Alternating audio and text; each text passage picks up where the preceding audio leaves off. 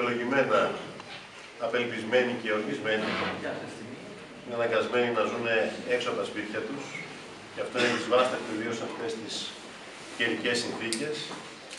Θέλω όμως να εξάρω τόσο το θάρρος, όσο και την ψυχραιμία που επέδειξαν οι κάτοικοι της Κεφαλονιάς, οι πολίτες της Κεφαλονιάς, ιδίως οι πολίτες του Λιξουρίου που έχει υποστεί τις μεγαλύτερες πληγές από τις δύο σεισμικές δονήσεις. Και να πω ότι κάποιες στιγμές σαν και αυτή συνειδητοποιούμε πόσο επιπόλαιο και πόσο λάθος ήταν να πάρουν οι κυβερνήσεις οι προηγούμενες αποφάσεις που αποδεκάτησαν τον κρατικό μηχανισμό. Ακριβώς επειδή αυτό διέταξαν η Τρόικα και αυτό όριζε το μνημόνιο.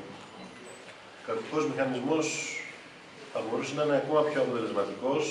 Θέλω όμως βέβαια να εκφράσω την εμπιστοσύνη σε όλες τις δημόσιες υπηρεσίες και τα συγχαρητήριά μας στους ανθρώπους που υπερβάλλοντας τις δυνατότητες και τις δυνάμεις τους, τους μηχανικούς αλλά και τους ανθρώπους της περιφέρειας, του Δήμου, κατάφεραν και καταφέρουν ένα πολύ δύσκολο έργο, να αντιμετωπίζουν μια πολύ δύσκολη κατάσταση.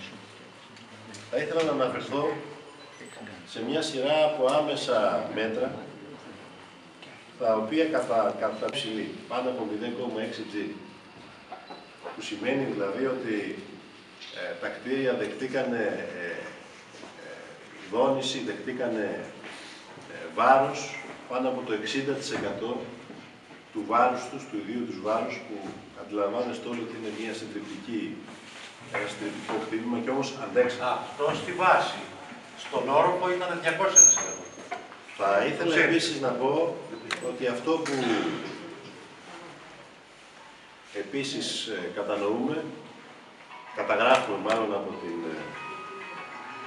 σεισμική δόνηση και τα αποτελέσματά της, είναι ότι είχαμε πολύ σημαντικές ζημιές, δυστυχώς, σε δημόσιες υποδομές.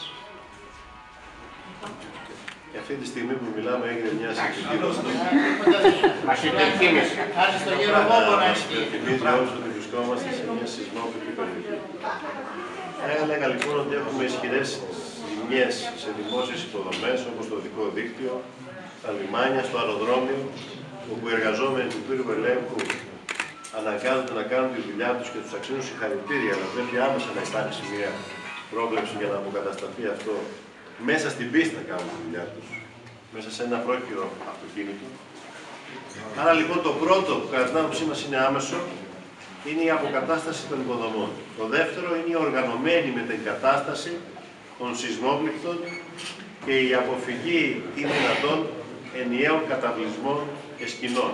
Η εικόνα που είδαμε στο γήπεδο της πόλης δεν είναι μια εικόνα η οποία μπορεί να μας τιμά και τα αναγκαστικά μας.